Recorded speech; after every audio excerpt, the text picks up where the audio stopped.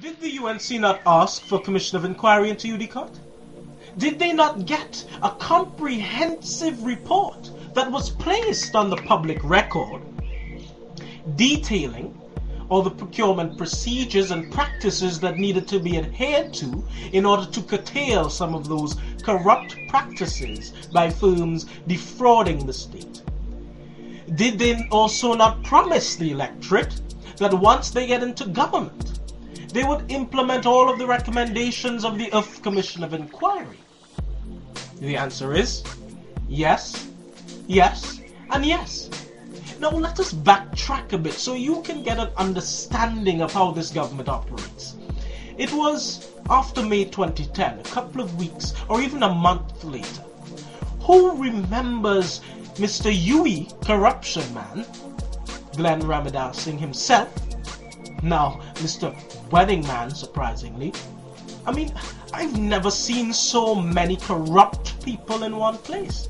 Anywho, he had stated that you can't expect us to keep all our promises. After all, it's on the campaign trail. Who remembers that statement? With this government, as with many others, it feeds to the growing sentiment and attitude that a promise is a comfort to a fool.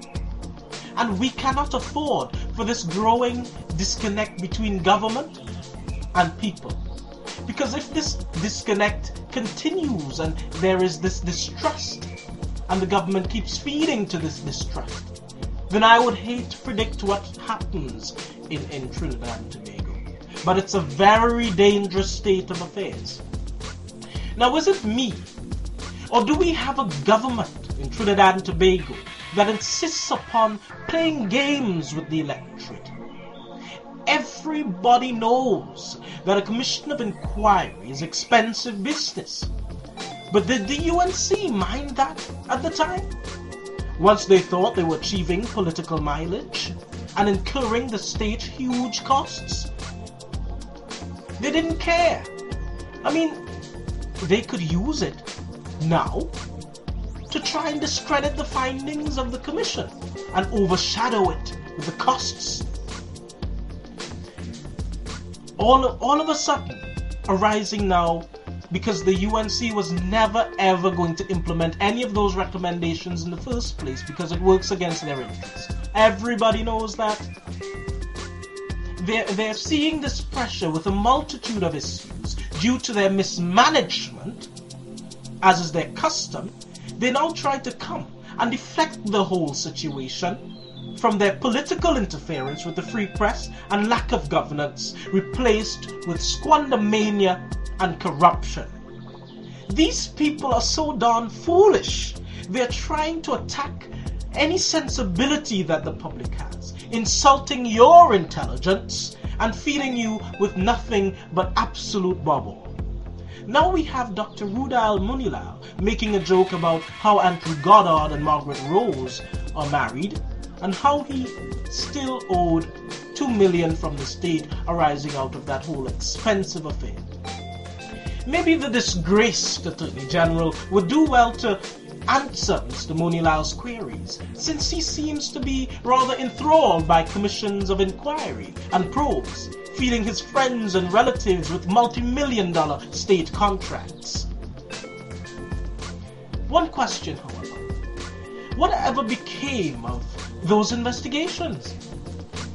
You know, the probe into the purchase of grand pianos. Oops! How could I forget? That was found under blanket, wasn't it? What else? CL Financial, or even the famous Guanapo project? I know, I can answer. Absolutely nothing. Waste and squandermania of taxpayers' money. This government does not have the integrity to speak out on any matter, nor does it have the credibility lost many moons ago due to their incessant broken promises to the people of this our beloved nation. We must never again elect such racially charged and illiterate individuals whose mission and policy it is to divide and rule. Over the past few months, We've been fed with nothing but lie after lie after lie. This is a coalition of destruction, from their promises to pianos, from KAMLA to failed governance, to failed leadership, to failed economy, to failing all the citizens of our beloved nation. What a shame. What an absolute shame.